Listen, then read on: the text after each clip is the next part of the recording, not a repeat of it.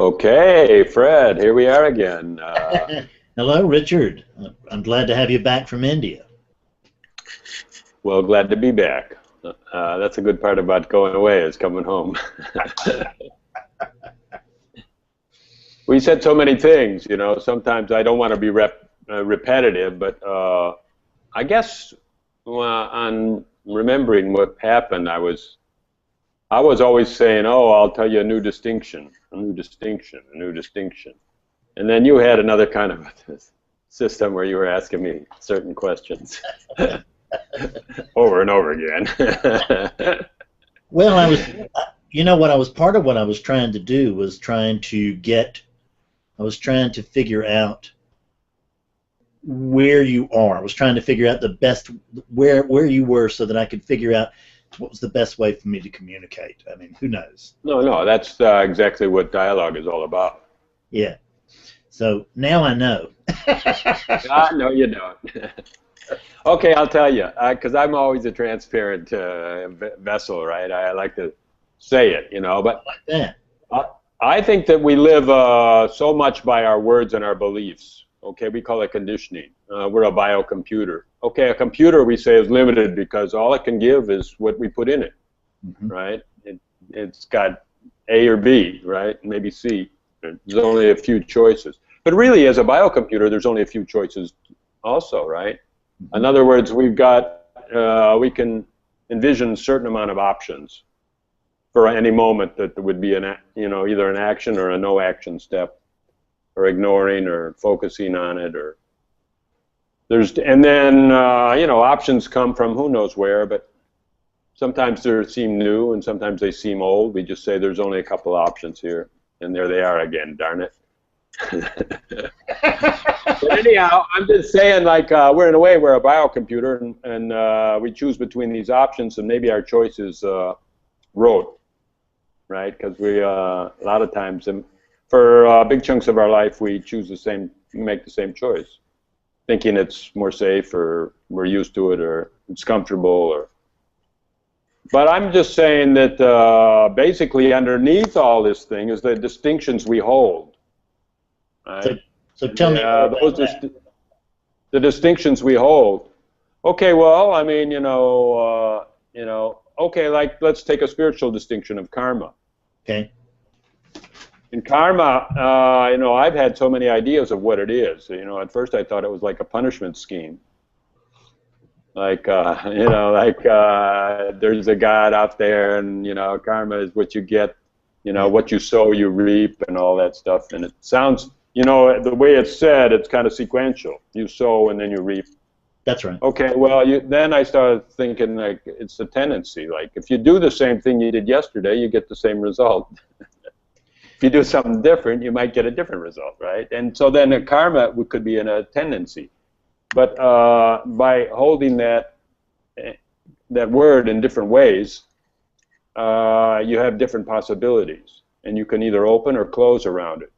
Because a lot of people would think, well, that's my destiny, and it's got to be this way, and whatever I did in my past lifetime, I deserve this, and let's just get this life over, and I'll be born again because I'll have merit. Okay, they do that over here in Thailand. They go to the temple to get merit. You can give to the monks, or you can pray to Buddha, or you can bless the Buddha, the statues and stuff like that, and then somehow these are merit-making. Or you can be humble, you can do the Buddhist principles, and you're getting merit, right? What is that merit for? Well, it's probably for your next lifetime.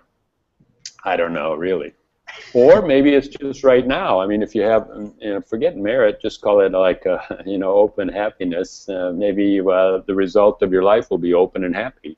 If you're kind of happy people will like to get around you. And it'll be more instantaneous. It won't be all about.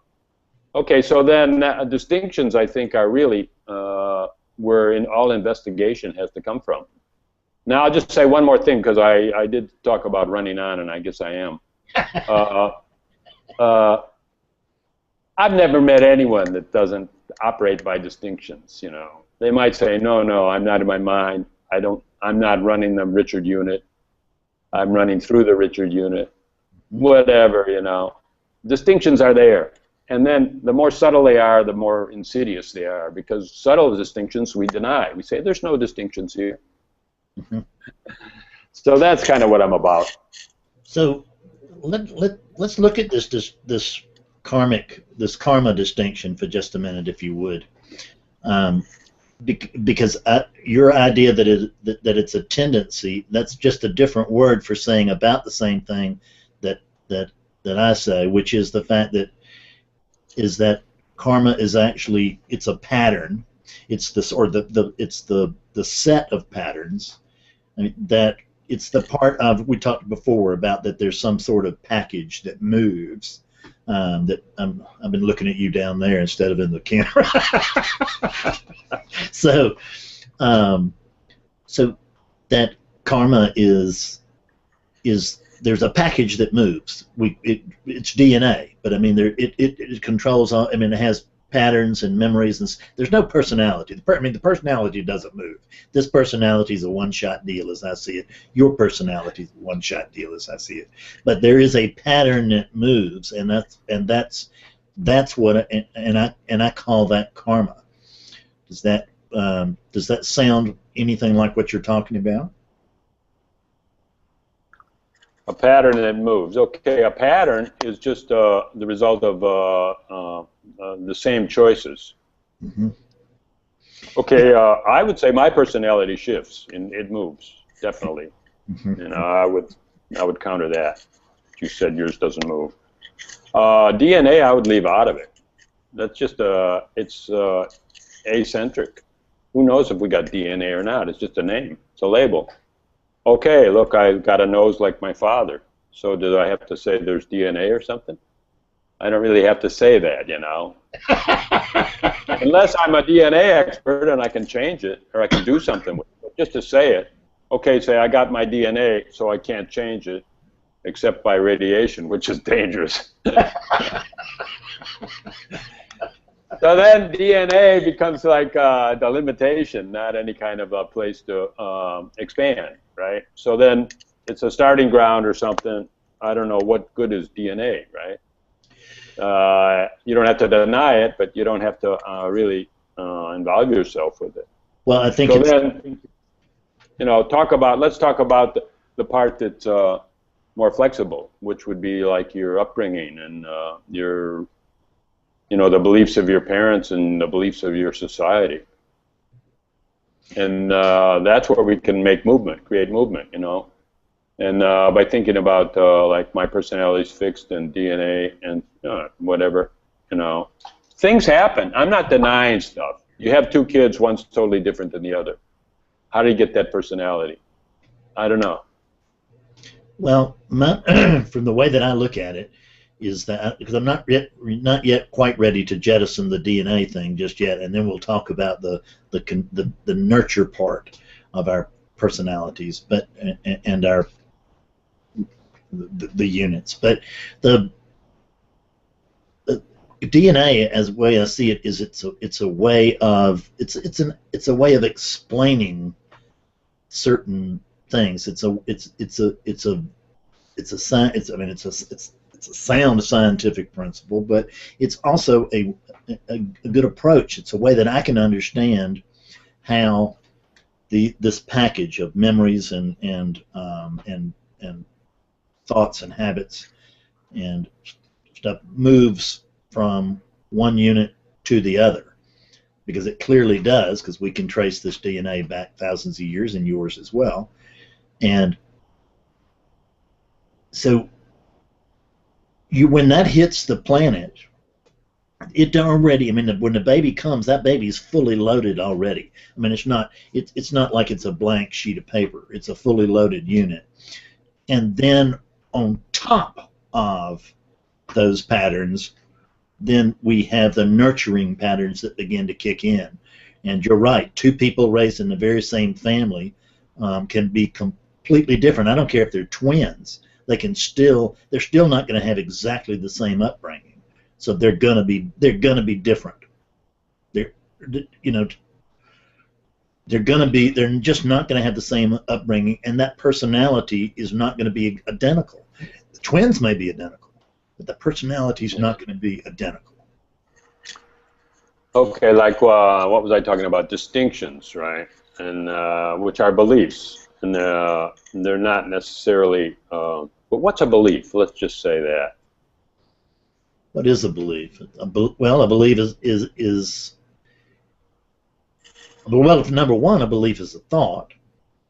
So it's a belief is a thought that we take seriously. There you go. That's a good way to do it. I would say a belief is like how we think the world works. You know, I might think the world's a hostile place. You might think it's a friendly place. You know, I might think that the sun is dangerous and always have an umbrella. You might think that the sun is great and always be on the beach. You know. So our beliefs, could we say that our beliefs are like ground level assumptions? Yeah, even before assumptions, because like you said that baby is born fully loaded. Okay, well, he's loaded with some beliefs too, because his society believes certain things, and his parents somehow. I don't want to go into vibration and all that, but there is a certain amount of tension in the womb, and you know, the mother smokes or drinks or argues with the husband, and the fetus is in there. He's getting some nurturing, right? Or some lack of nurturing. Yeah. He's getting already. He's getting loaded already, right? Okay, these beliefs, you know, you said it's a way of explaining DNA, right? Okay, beliefs are a way of explaining. It's all they are. It's a way of explaining, even if they're unconscious. If you bring them up to the conscious level, you'll say, oh yeah, that's how it is. Well, it's kind of like a way of explaining. So that locks you into a certain context. You're locked into that way of explaining. So then, how to move? Well, relax. Relax that way of explaining and see some alternatives that may be possible, maybe not. So,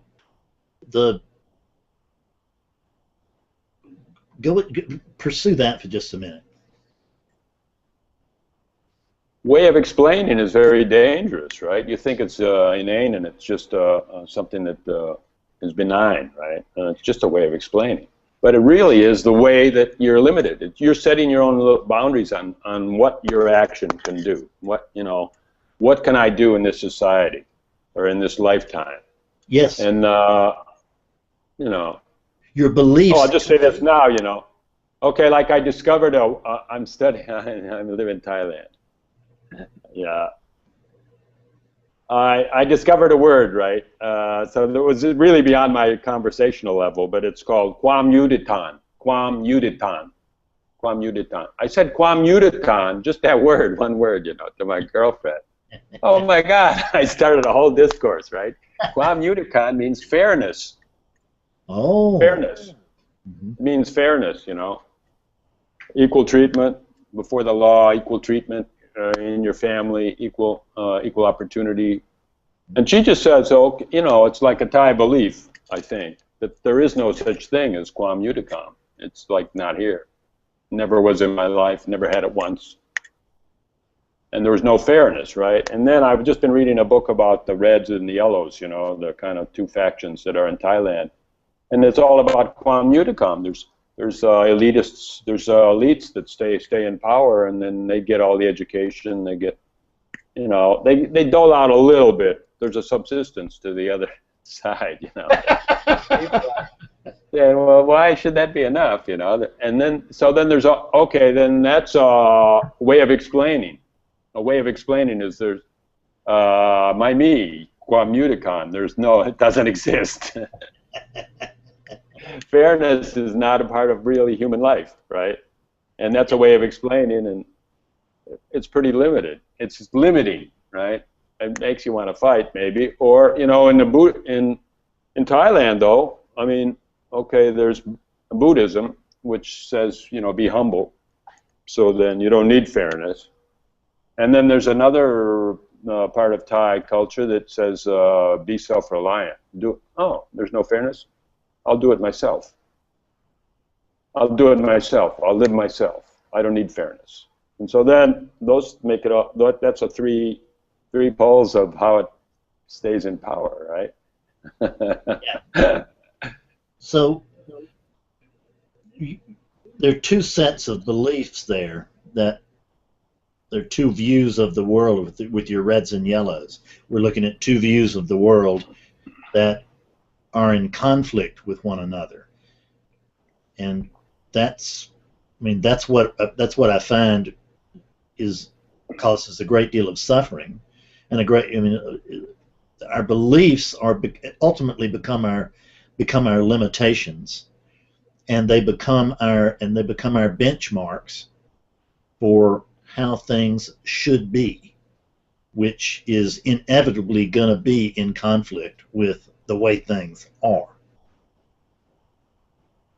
Well, the whole idea of should be is kind of like a rejection of how things are. Otherwise, it wouldn't should be wouldn't come up. Okay, the yellows think that it's okay because they're kind of privileged the way it is, and they say let us live in a guided society. It's peaceful. We don't need all that democracy and stuff, you know. And don't shake the boat, right? And the red people say, no, no, no, let's have a democracy. But what does it look like? The yellows say, well, it's, you know, you get choice and stuff. So then, in other words, there's a lot of unknowns. You step into the dark. And the yellows say, I don't want to step in the dark. You know, and the reds say, well, anything's better than this. Let's go in the dark.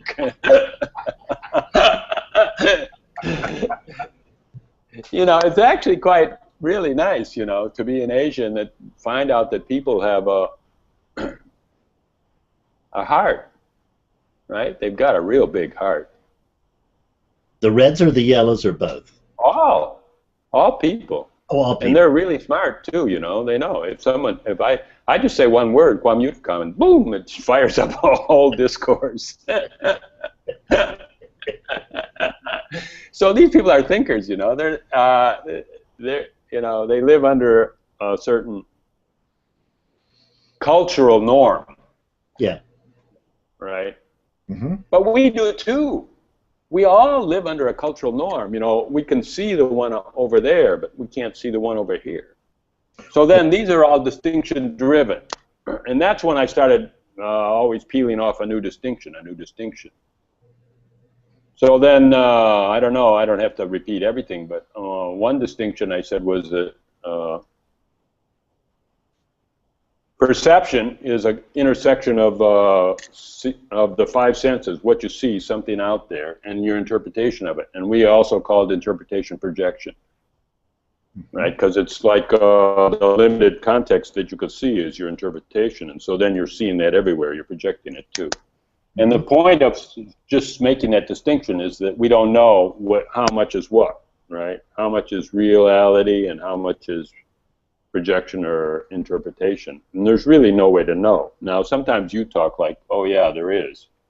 You'll get awake and then you step back. I mean, you work through this thing, you know. And that's about all the personal desires. Maybe you overcome your real attachment to older desires. But you still have desires. I don't know. Oh, I do. Maybe they're smaller. Maybe they're more subtle. I don't know. I mean, I certainly still have preferences.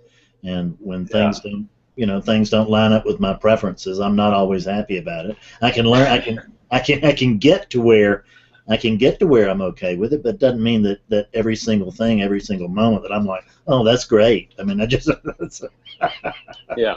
That's not. Then I came up with the idea. Okay, there's centric perception and a-centric perception.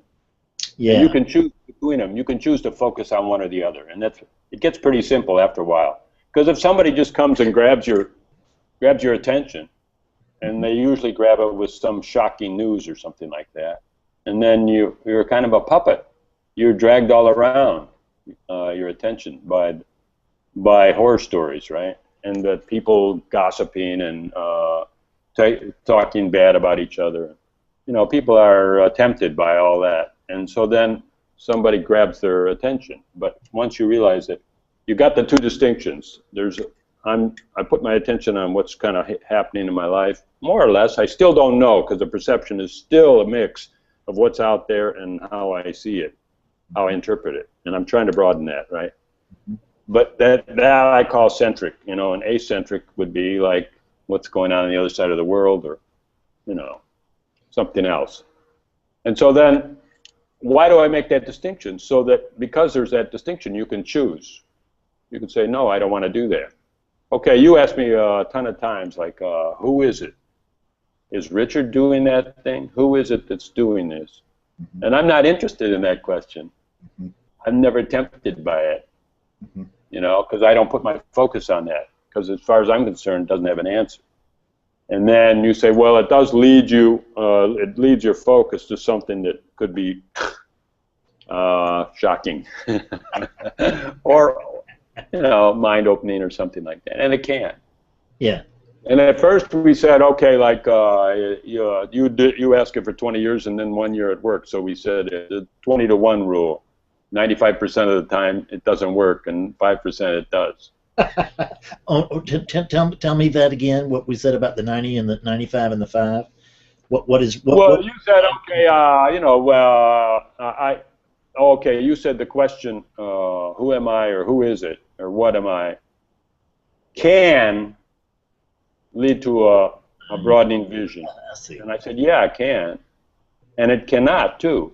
Yeah. You know, it might or it might not. And you said, yeah. It took me. Yeah, I was doing it for 20 years, and so I said, I just grabbed that. I said, okay, 20 years and 1 year at work, right? So then that's 5% of the times it works. So I said 20-to-1, but usually I say 1,000 to 1. Yeah, I think that's a bad. It doesn't work 999 times. And then I don't know. Let's just say there's 7,500,000 enlightened beings. That's 1,000 to 1 for 7 billion. You know, 7 billion. And so then it just never works. Yeah. And it does sometimes. What, you know, I did not have a lot of success with that. I see now very, very clearly what that's all about, of course. But it was the traditional methods, by and large, as far as causing that shift to an awakened state or whatever you want to call it. I mean, by and large, they're simply not very effective. It's not just the who am I, but none of them are very effective. I mean, not consistently. I mean, you can simply look at the percentages of people who wake up versus the percentage of people who are trying, and you can see right there that the way that we've been doing things, it's the only way we have known how to do it up to now, is these regimented ways of approaching reality, whether it's Advaita or Zen or Sufism or the Christian monastery or whatever it is, but none of them are very effective. You know, I mean, they just aren't. I've worked with too many people. I mean, and I just know from just general, whether I've worked with them or not, I know that that's the general rule, and I have worked with lots of people, and I know that I have a lot of agreement that from my clientele that the traditional methods don't work so well. I interviewed a guy that once, I think he was a Romanian, but he did a lot of study of Advaita before Ramana, you know, the old writings, And we were talking, and he mentioned this. He said, like, you know, who am I was like reserved for later stage. And he said, who am I was an atom bomb. Yeah. Once you drop that, who am I, boom, everything explodes. So now, the who am I is not an atom bomb, it's a dud. Yeah, yeah. And we pick it up and drop it, and we pick it up and drop it, we pick it up and drop it. Oh, look, it doesn't work. It's a dud, boom. Who am I, boom. Who am I, boom. So we could say, who am I, like 10,000 times in 10 years, and it's a dud. Yeah, it's well, you know, the way that we approach it also has something to do with that. But I don't see that as I only see I get that what he said about that being reserved for that higher level, because it can be the oof. You know, that it just can be the thing that you can just stick right in there and pop somebody to the next level, so to speak. But as far as just using it, and it's good, it can be great for inquiry, as far as just getting general movement. But I wouldn't want to be on a desert isle and have who am I to wake up with, you know. A limited vocabulary, right? Who am I? 3 words. Right. Yeah. I would like I'd like a little bit more input if I could, please. And Why do people want to awaken? What's the drive? well, I think most of the people who want to awaken, they really want to awaken so they can get the monkey off their back, which is is that they do what they do in terms of non-duality because they can't not do it. I mean, it just absolutely. They're just compelled. I mean, I see. I mean, it really. I remember that Ramesh Balsekar used to, or however you pronounce it, I think that's about right, used to talk about it. I mean, that becoming a seeker is. I mean, it's like it is. It's like catching a disease, you know, and it just does what it wants to you until it lets you free. And there's you know, there's precious little you can do about it. Go ahead. Well, I mean, it's giving you some relief, you know. Somewhere there's a relief, right? And then that relief, okay, I mean, you should be an expert on that because, I mean, it's exactly like alcoholism. Mm-hmm. Exactly. It gives you relief and you say there's nothing you can do about it, right? But there is. You can join the 12-step or you can rephrase. You can reframe your way of explaining, which is your belief structure. Because these people think, well, this is the only way I can do it. Because they've come up with such a limited distinction structure that there's no room to move anywhere else, and they're just hoping to win the lottery, right? Yeah, that's right. That's what we do. Is when we become a seeker, we join the spiritual lottery, and we're just hoping, you know, we're thinking it just might be the trick of fate that that this time that I'll be the exception. I'll be the one. That's what we all think. Just buy a lot of tickets, you know, lottery tickets. Like, you know, meditate a lot and go to a lot of retreats and read a lot of books. Each one of those is a ticket. That's a lottery ticket, and one of them is going to pop you. Oh. If God is willing, you know, you can even say, God, please give me the lottery. Please give me the lottery. God. He says, buy more tickets. Okay, I do.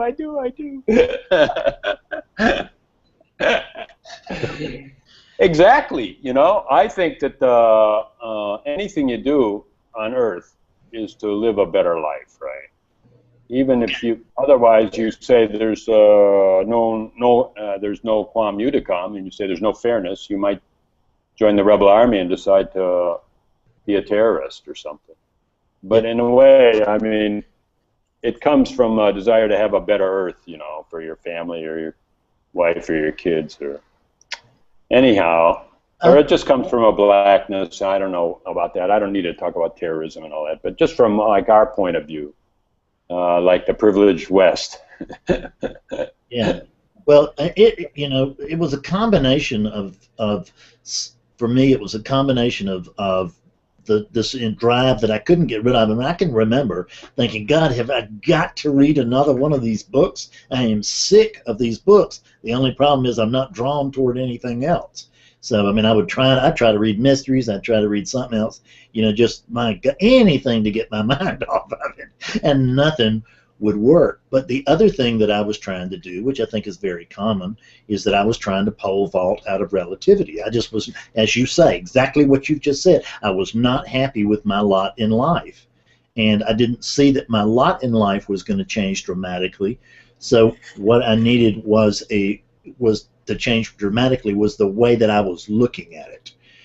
But that was the way that I was looking at it. That was like, for me, that was the booby prize. My real hope was that it was going to just simply jettison me out of relativity, so I wouldn't care anymore, or fix my problems somehow. So it was to get the better life. You're right. So I even said more than that. I didn't say that seekers are seekers because they want a better life. I said everybody. Oh. Everybody is trying to get a better life, you know, and then they're working around their beliefs that, okay, there's no fairness, so then I have to go here and there, or there's no equity, so then the money system is controlled and my money's not worth a darn, so I had to move to Thailand, right? It's all working, you know. I mean, so then whatever our limitations are and our way of explaining. It all comes from our way of explaining.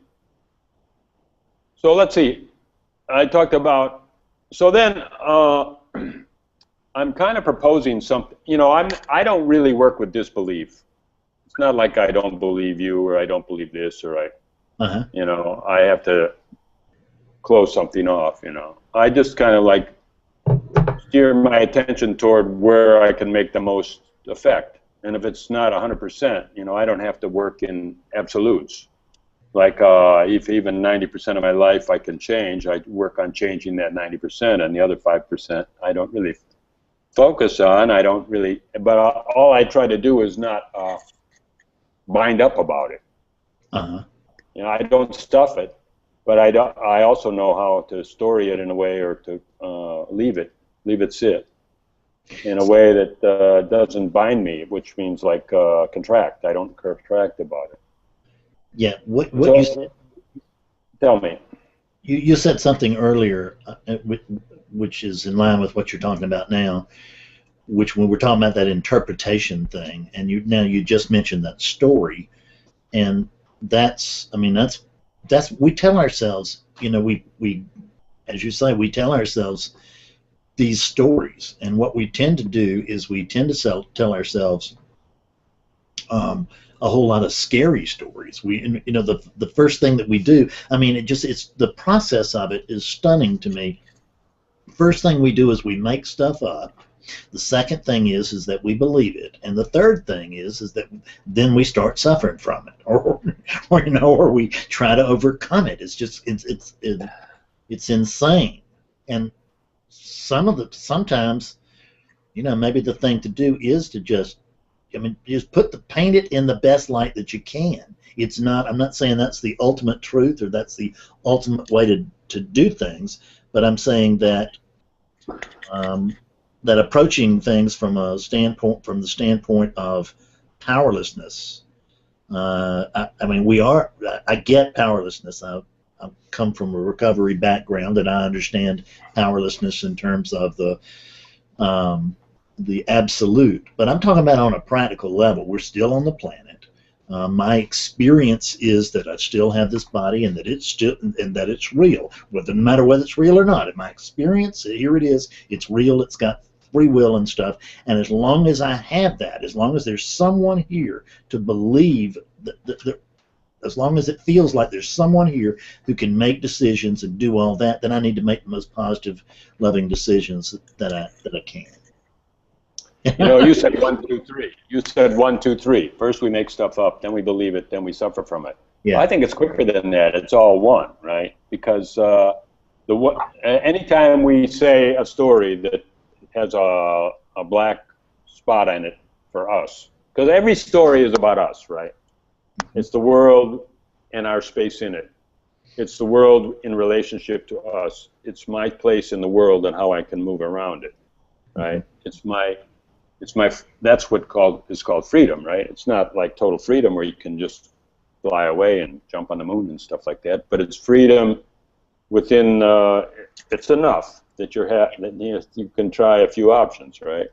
And some are more open and some are more closed, right? And the closed ones, immediately, when you tell a closed story, there's a contraction. Immediately. It's the same thing. Two sides of the same coin, or whatever you want to say. It's not even sides. It just is.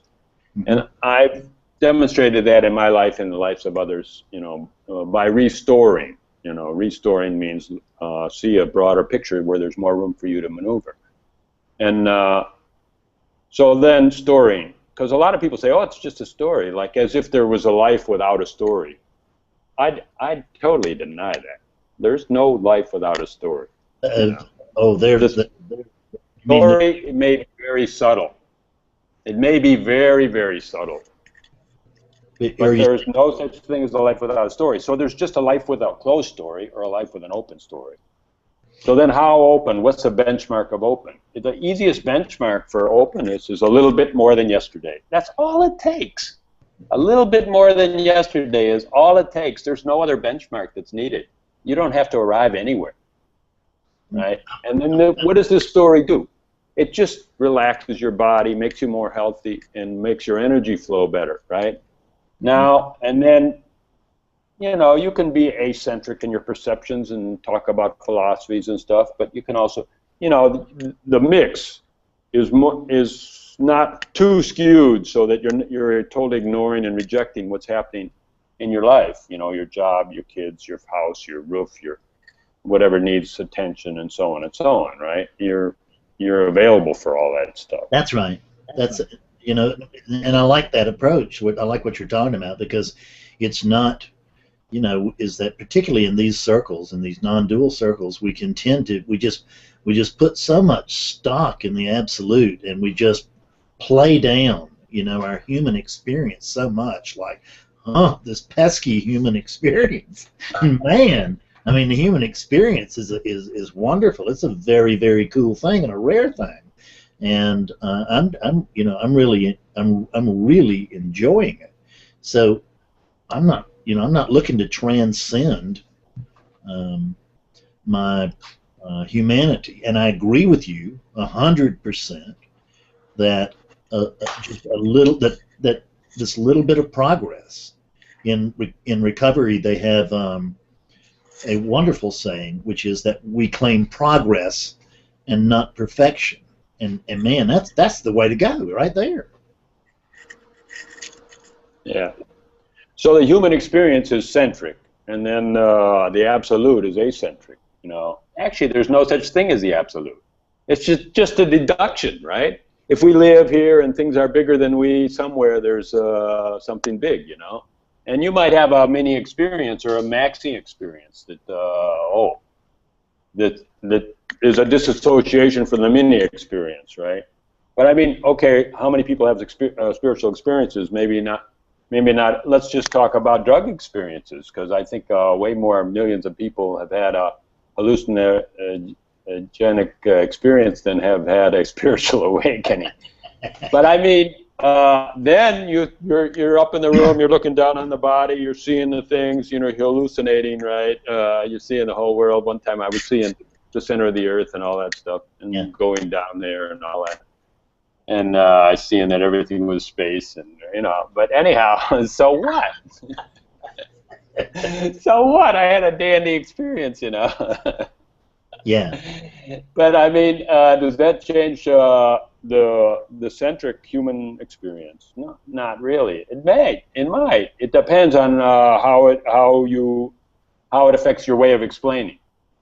If your way of explaining has limited or no places for you to move, like there's no action step.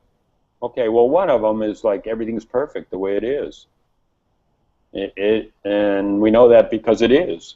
Yeah. Oh my God, there's no action step there at all, right? Well, that's if we confuse surrender with resignation. That's the difference.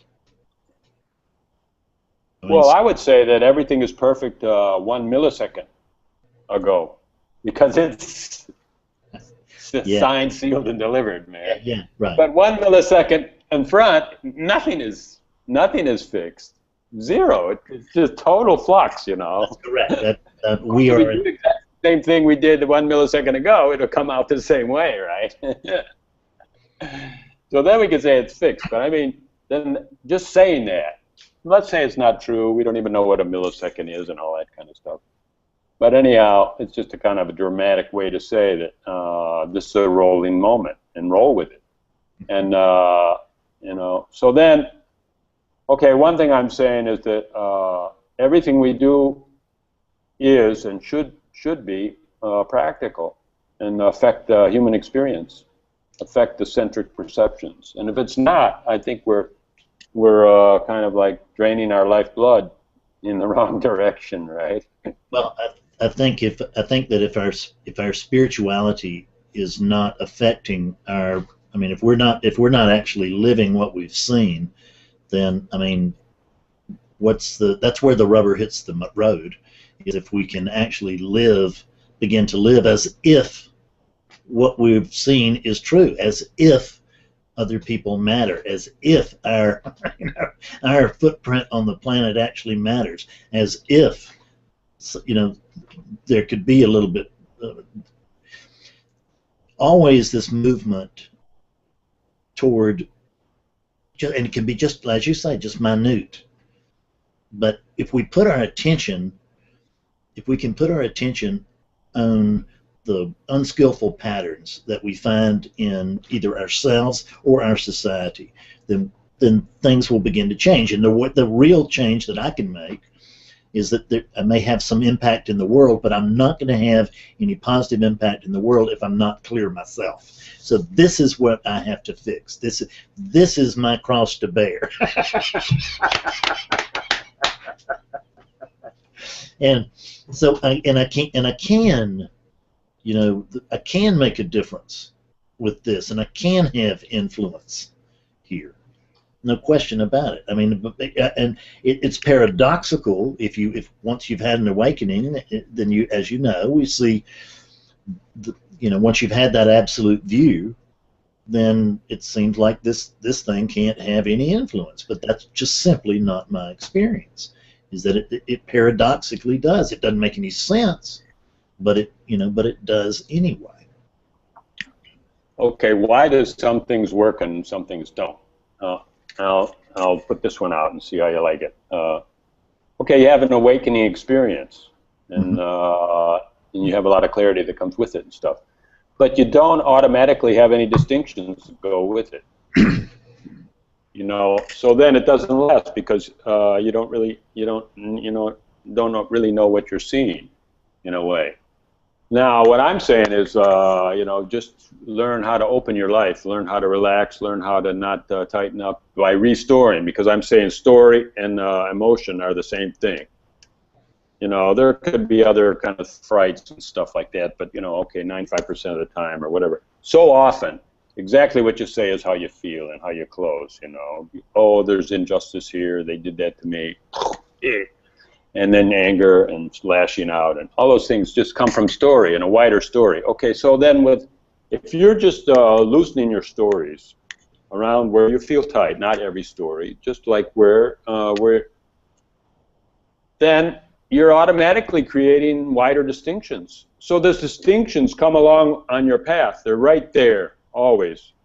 And whatever you discover is like permanent, you know. It's like a discovery that lasts, whereas a jump doesn't build any distinctions, and then that's just kind of like, what should I call it, a discontinuity in your life, and then trying to say, oh, I'm going to live this discontinuity, it's a hard job, you know. Whether it's worth it or not, I don't even know if it's worth it.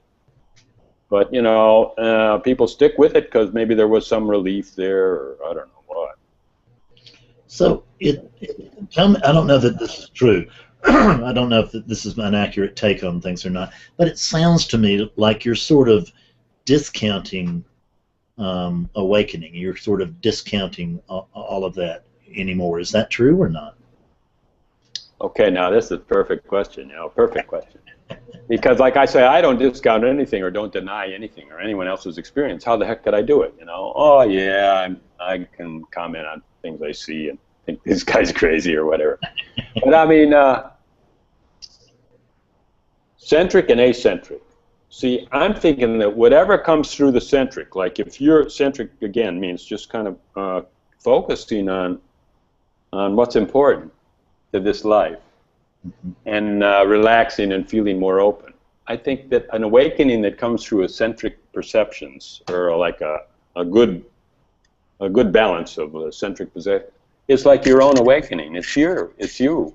It's who you are. It's your destiny. It's really what's your power, you know. It's your power of being a human. It's your humanity. It's that you're going to evolve and open, right? And flower. You're going to flower. It's your own flowering.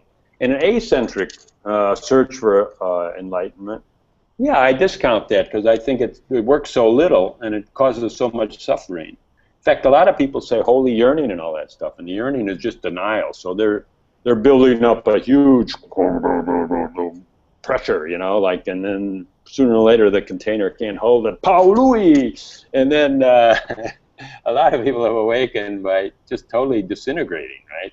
Yes. One person was kind of trying to make a model of it, and she was working these movies, and she was saying that awakening, at first it's a little by little, and she showed these skyscrapers, taking the windows out and taking out the furniture and all that stuff, you know. And then her skyscraper was her assumed being or something, or her meanness or something like that. And then, of course, at the end, she awakened. That's when they detonated it, and the whole thing collapsed. And then, of course, she had to show that at the end, what was left? It's a pile of rubble. Awakening, it gives you a pile of rubble, baby. Well, let's understand that pile of rubble, I mean, at least in my experience, it remains rubble for about, you know, for about 15 seconds or maybe 10 minutes, and then, you know, ego just comes right back in and starts building that skyscraper back. Well, some people, you know, this gal, she told me she was kind of drifting in South America for 4 or 5 years, not knowing nothing. It was a pile of rubble for a long time, right? And totally non-functional, right? I hear those tales. I have not talked to anyone I have talked to some people that have had something along that line. Yeah, I have, but not many. And I've not actually had that experience with anybody that I have worked with, and that was not my experience. Which I think I really would have. I mean, I think I would have loved that. Because yeah, I know. It would have taken me out of my mind. It would be about now you'd be getting out of the institution, right? The sanitarium, and they'd say, yeah, I think you got it together. And they'd give you some money, say if you could count the change and stuff like that. Let me bring something else up. You mentioned a minute ago that the absolute was, you know, that there actually isn't any absolute. I've forgotten what you said, but it's just a distinction we use or something along that line.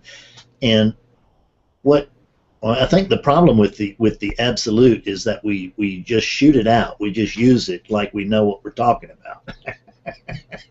That's a big problem. Yeah, as if language is going to somehow be able to help us with that. And I mean, my experience is that what we are is prior to language, and as a result of that, we use, you know, I had a discussion recently with some people, and they were just all caught up in the void, you know, just the void this and the void that, and we gotta pass, you know, we're gonna pass out and we're gonna be in the void, and it's just I mean, you know, it's just very strange hearing duality try to grasp non-duality. Can't do it. Language is too limited. Well, language, in a way, I'm saying it's everything, you know, because last time I was saying, okay, I said, you said the void, okay, or the absolute, right? And then these are supposed to be mega big. Contain everything, right? Contain everything. And I'm saying, of course, there's in the human experience, it doesn't exist, right? Because there's no way you can ever contain everything or know about it. That's right. And then, okay, we say now, or the moment. Mm-hmm. And that's the minimum, probably. That's like down to the point that's nothing, right? Because now has no distinctions, right? It's got nothing. There's no room for anything, right? And that's the minimum. That doesn't exist either. I'm just saying, okay, so I coined this term, the interval. And the interval is just like a mindset memory relationship, the way a human language works, right? And so then I said the human condition is to live in the interval and accept that and be happy with it. And then people that are saying, I can move beyond the interval, I'll live in the void. No, you won't. You'll die in the void. You won't live in the void. And then you'll die pretty quick. You know, okay, you and me are mature men, you know, so we know that, like, all those years, boom, where are they? Don't rush, you know. Yeah. Please ease back on the throttle. I mean, this is two old guys telling you, look, ease off the throttle, don't rush, because you'll get there way too soon. If you by which you gather by which you mean death, but what the void, which is, I mean, death's just the opposite of life. It's not actually the void.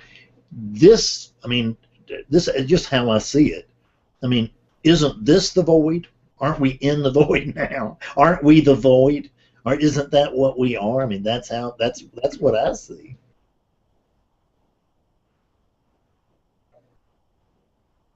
Well, that's wonderful. You know, that's really a wonderful.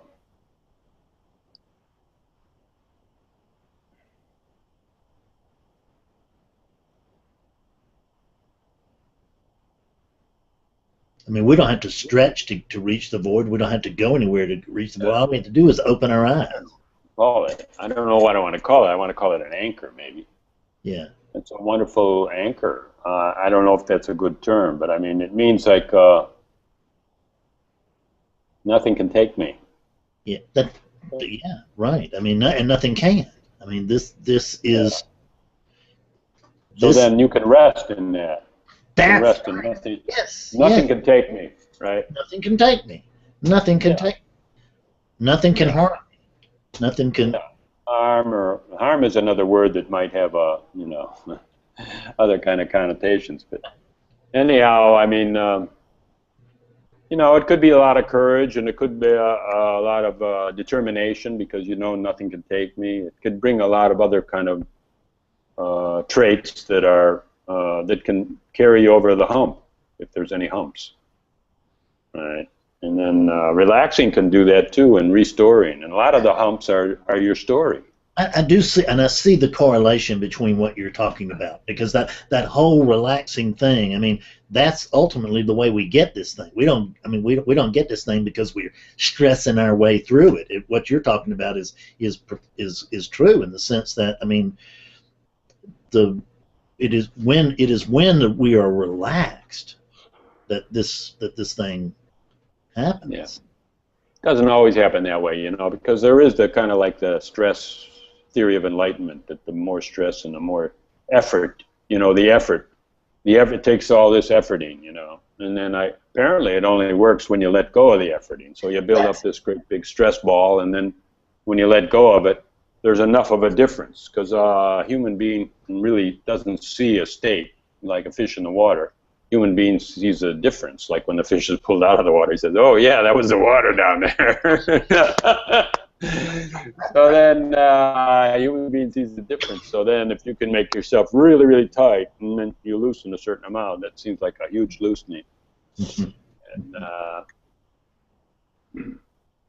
so that can do the trick, right? But it's not. It's a dangerous way to run the world, you know, if everyone has to go to the stress theory of enlightenment. You know, because a lot of people, you know, they're doing it behind barricades with slingshots and grenade launchers, right? And you know, it's not a pleasant way to do it. You know, Let me tell you a quick. Okay. I had a client yesterday. You were talking about the stress, and you're mentioning the grenade launchers. I had a client yesterday, or maybe it was earlier. I think it was yesterday, and he went to Vietnam as a young man, and he said, you know, everybody hated Vietnam. He said, but I loved it, and the reason he was a machine gunner on a on a helicopter, and he said there is so much going on. He said, you know, he said you got about 5 people talking to you by radio in your head, and you've got fixed wing aircraft that you're having to worry about. You're having to worry about what's on the ground. You're having to worry about what's going on inside this. And he said there's absolute. He said it's information overload. He said that in a linear sort of way, it's impossible to grab that. And he said and whenever I would get in there, and that would begin, bam. He said I was I was in presence, and it was wonderful. He forgot the one main thing. Is like he is the only number one target for everyone hiding behind a bush, right? Everybody's trying to send a bullet his way, right? No matter what. I can't imagine the irony of that, you know, which is, oh, no kidding. you get it? I mean, I just, God almighty. Yeah. Great story. Well, I know some vets, you know. I was in the Army in the Vietnam era, but somehow I didn't go there. Hmm. My brother went there, but he had a kind of a, they never took him out of the base. He was kind of like a base radio operator or a information hub. So he would just hop the barbed wire fence and go swimming in the sea.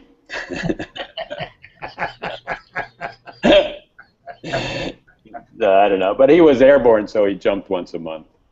Yeah, right. Just to keep his foot in. Just to keep your pay. You're airborne. Yeah. Well, you get special jump pay, I imagine. Yeah. After you do it. Yeah. So I don't know about that. Oh, I met a lot of people that were actually in the killing fields. Yeah, I've met a few, and I was, because we are of the same era roughly. I mean, I don't know how old you are. I'm 61, but the Oh, really? I'm so, the big. I'm jet sip. The big 7-0. oh, really? Yeah. I believe. So I'm still a youngster in your eyes. So Yeah. the Jesus, I hope I look like you do when I'm 70. The Well, I realize one thing that's really cool about getting old, you know. You look in the mirror and you say, oh my God, I'm getting ugly. it is not getting better, is it? It's really cool. But then you realize this, you know, if I smile, it's way better. Yeah. So then you start smiling all the time, right? Yeah, because if I'm not smiling, oh my God, look at that old geezer. you know, one of the things I've learned from from working with so many people, I mean, this has nothing to do with non-duality. It's just that I've just noticed that now that I'm 60, that you know that people in their 60s don't seem so old, and people in their 70s don't seem so old, and I know lots of 80-year-olds who are, you know, who are still get along very well. I know one 95-year-old who gets along pretty well. Yeah. So this age doesn't mean the same thing it did when we were kids. Yeah. Of course, the kids probably think that we're ancient. I'm sure they do, but all this is just a way of explaining, right? It's a way of explaining. Yeah. Right. And me too. I don't know. I don't really see beyond 80, 85, or 90, 95. I don't really see beyond that, but I don't either. I don't know, because it's my way of explaining. But yeah, I get that. It is a way of explaining it. So you know, we're in here and we're out of here.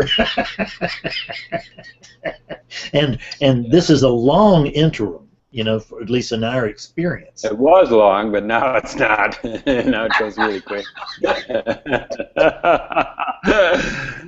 But you know, Yeah.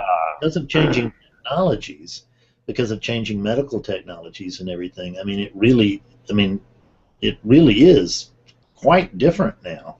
I mean, I think that today's I mean, 60 is like, I mean, it's like 40 when I was a kid. I mean, and Life begins at 60 for sure. it is amazing. I mean, it just really, my life has Really gotten cool. Yeah, totally cool. yeah, my life's gotten tremendous. So in other words, in a way, I'm making a new school of enlightenment. You know, my school of enlightenment is called the centric school of enlightenment, or that it comes one step at a time. It's opening, and it's just you're flowering, and it's your birthright. Yeah. And take it and live it authentically. I'm not in opposition to that. I have no opposition. And then I kind of discount. You know, if it works for you, go ahead. You know, run around, read books, see people, do techniques, have experiences. You know, but if you're suffering from it, I can pull you out of it in no time. You know, because you just got some distinctions that say there's no other power except this is my last hope, right? Yeah. This is my last hope. And so then, you know, you can also just look at our culture, because our culture looks for special effects. Like Yes. Go see a movie or something like that. We want a special effect, right?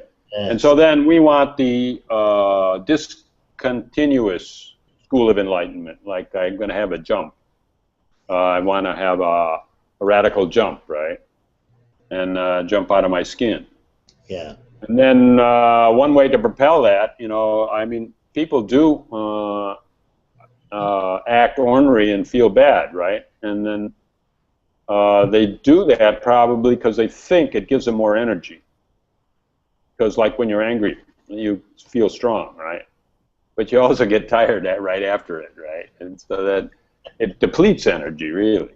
So people think that if I get really mad at myself and be real stern with myself and have huge discipline and make gigantic efforts and deny myself all over the map and other kind of things, then that's a way of explaining it. Believes I'll get there quicker because that'll be the propellant. You know? Yeah. But it's not the propellant. It's just like throwing your lifeblood in the gutter. Yeah. And when you realize that, and then I don't know, it's got to. I mean, there's got to be a grace to your movement. You know, be a dancer. Dance with life. Don't oppose it. Yeah. We're not here to learn how to tear down all obstructions. We're here to learn how to dance with them. Right. That's right. It's the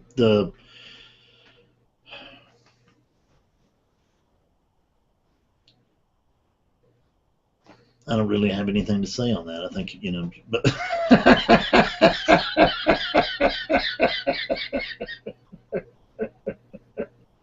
if there was no obstructions, okay, one time I used a metaphor like this, like let's say you were out in the ocean or in a lake or something, but the water was so thin that there was no obstructions, right? I mean, wherever you moved, it would just be like the air. So you can't really swim in the air. You can't swim. I'll swim up to that corner of the ceiling. I'll swim up to that corner of the ceiling. Well, there's no obstructions, nothing to counter your movement, right? Yeah. And the fact that there is obstructions in your life means that you can maneuver and dance. Well, I call it a dance, but you know, you can say maneuver because you propel yourself against those obstructions, right? It's like you work without resistance. There's nothing. There's no. Yeah, I mean that water. You're just a floater. You're a total floater. You can't actualize anything. Even if you have an idea, you can't actualize anything because there's no clay of the universe to work with, nothing to mold. Which is why, which to me is, I mean, this is that we're back to the rubber meets the road. Which is why if we're not applying what we're seeing to our lives, I mean, to our human lives, then we're just not getting it. Yeah. Well, I mean, let's not say it in a blaming way. Let's just say it that it's a false distinction.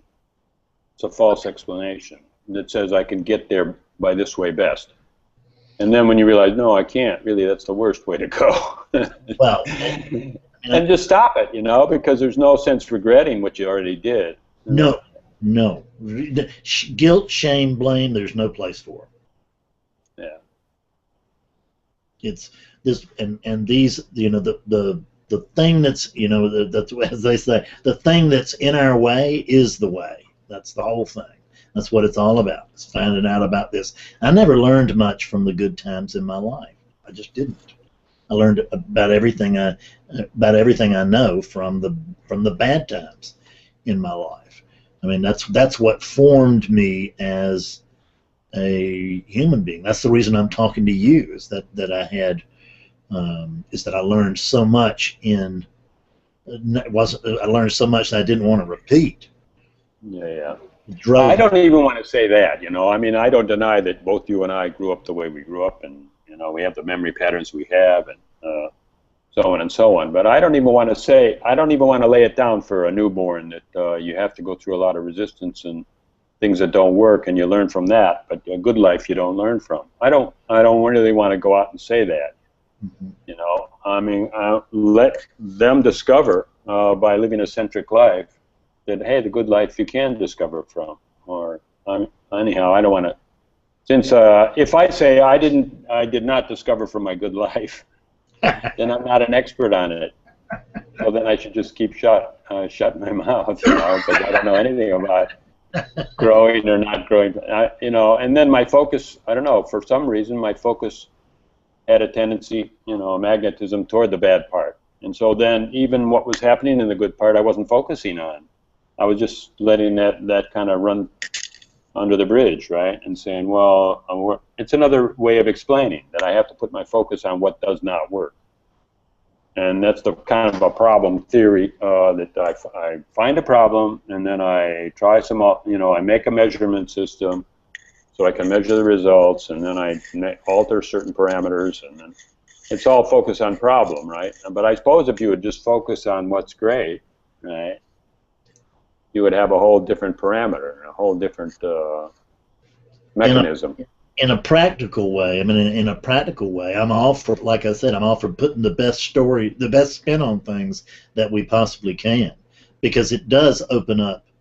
It does, what it does is it allows us to, instead of just focusing on the problem, is it allows us to imagine beyond our current circumstances, so that we can move.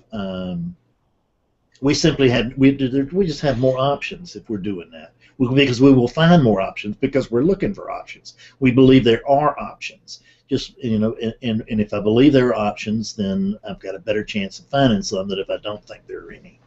Yeah, right. If you don't think there are any, we make feeble attempts at that because we say, okay, some people coach, okay, find out what you're grateful for. So they're trying to shift the focus off the problem and say, well, life isn't all that bad, but they're just trying to find some relief, right? They're not really trying to make it a modus de vivere, way to live, not focus on problems. You can ignore problems. You gotta handle them. When you say take the widest or the easiest story, okay, then the story is what's creating the problem, right? It makes a problem out of a resistance. But we just said we didn't really go into it deeply. We could go into it much more deeply. Maybe we don't need to, but resistance is not a fact of life or not something you have to bear. Resistance is how we move, how we live, we just said with no resistance, nothing can happen, right? Nothing you're a floater. You're an angel. You're a disembodied, right? By having a body, you have resistance, right? You've got gravity, and you've got friction, and you've got tiredness, and you've got you need nourishment, and you need to rest, and so already you got resistance. So resistance, you elevate it into not something that's against you, but it's totally for you. Yes. Totally for you. Yeah, this is not happening to us. It's happening. The way that it works. Now, who coaches that? Nobody really says that. You know, they say, "Oh, you resist life. You resist what is. You know, you're wrong. You're bad. You're doing it wrong." I don't see it as being wrong, but I do see it as a guarantee to suffer. So, trying to, because the hardest thing that we have to do in all of our lives is to tell ourselves the truth. We just can't tell ourselves the truth. You know, we just won't. Well, we can, but we just won't tell ourselves the truth. Once we tell ourselves the truth, then we've got a baseline from which to go, and the truth is that you and I can argue about that this is the way things should be or shouldn't be, but there's no possible way to argue with this is the way that things are. This is it. This is how things are. I see you laughing, so I'll let you speak. Well, the truth. I don't really have a truth. Right? All I'm saying is everything is an interpretation, or there's a fraction of interpretation in everything, and so even in the truth, there's a fraction of interpretation, which might be a huge fraction. So then, all I'm saying is make the interpretation looser and give yourself more room in it. Give yourself a more prominent place in it. It's called empowerment. Empower yourself. Give yourself an action step, right? But if you say, like, okay, everything is the way it should be, or I'm not the doer, okay, then why are you stepping back from your empowerment, right? Then you're just the watcher, right? Oh, yeah, I'm I'm the watcher, not the doer. Well, But I mean, I don't know. We could go into all of that, but maybe we don't even need to. You say tell the truth, right? Well, there's no truth. Just tell a story that's a little bit looser than it was yesterday. That's all. well, I think that's Otherwise, you're thinking you and me are fighting. Oh, this is the truth. No, no, this is the truth. No, no. They should tell themselves this. No, no. And let everyone have their own truth, right? The truth of the moment. There is no objective truth. I will agree with you on that. But is that if we can tell ourselves the truth as we can see it. I mean, every truth is coming through a unit. It's all going to be colored. That's we know that. But there's a relative truth, and that relative truth is that ultimately there's one thing going on. So there can be empowerment within that one thing that's going on, or there can be powerlessness within that one thing going on. They're really two strategies. Either strategy will work. I don't know that one is actually superior to the other. I know that, but what I did find out was that for me, then what I have to do is a combination, which is that notice that I'm powerless, and then give it and then act as if I'm not.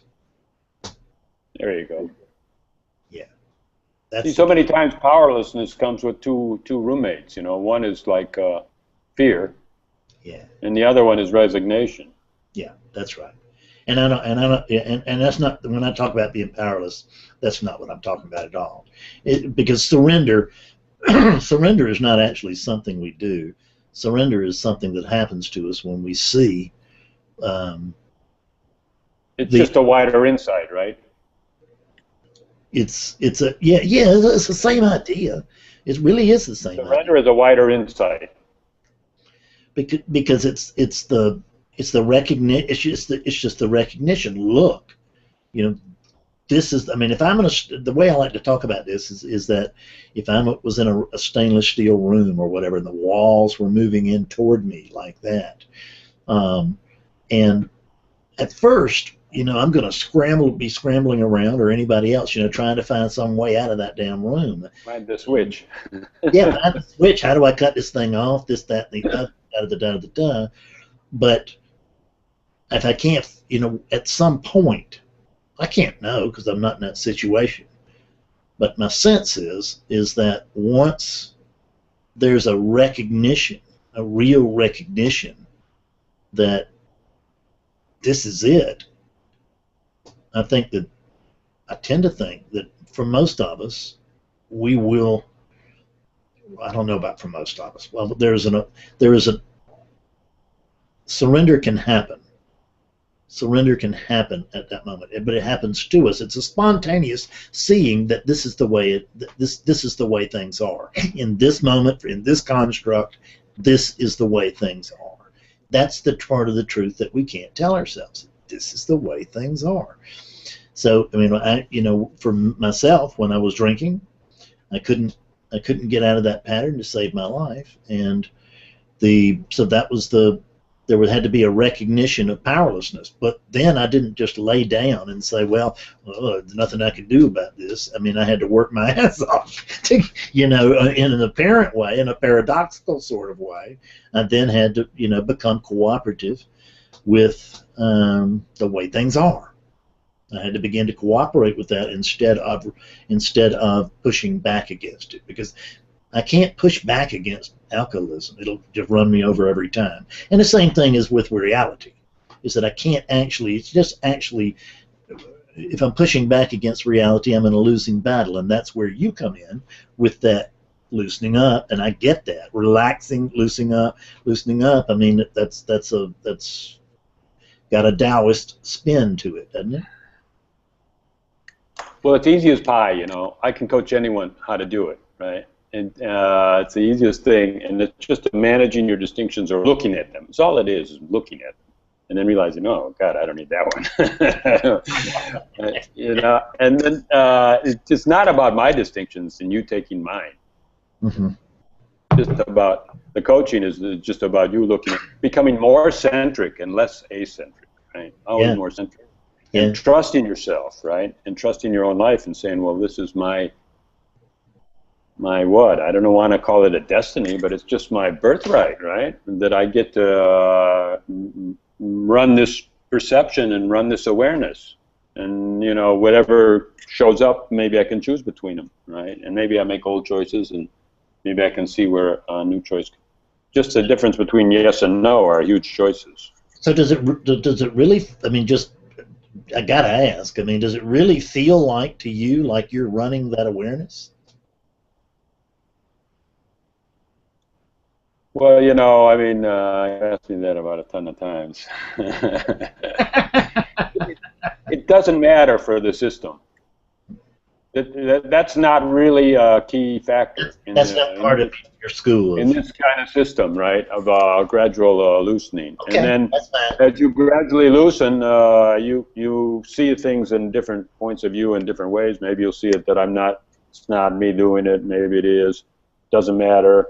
It's not me doing it, but I'll act as if it is. Yeah. All those things can come and go, you know, and then I'm not there to say how it should be for you. Yeah. But it's not really important. Yeah. Just keep letting go of your tension and your anxiety, and don't use anxiety-based call to action. Don't do things because you're frantic, right? Pause. Pause is a huge magic for anything, you know. But I mean, that's the next time. I guess we'll talk about some of the how-tos or something. Yeah, we gotta wrap this one up. It's 11 o'clock, so we've been talking, I don't know, an hour and a half, something like that. It took us oh my gosh. Took a while to get our technical stuff going. But I've really enjoyed what we're talking about tonight, and I mean, and thank you for training me on how to act on camera, especially where there's a lag time between your time zone and mine, and so I can use any tips, any training that I can get, because I'm winging it. No, you're doing great. So yeah. So you want to talk in? You want to talk in 2 weeks? 2 weeks seems good to me. Does that sound good? I don't know. Let's say goodbye. Okay. All right. Salty Cobb. Okay. I'll talk to you later then. We're stopping the broadcast. Good night.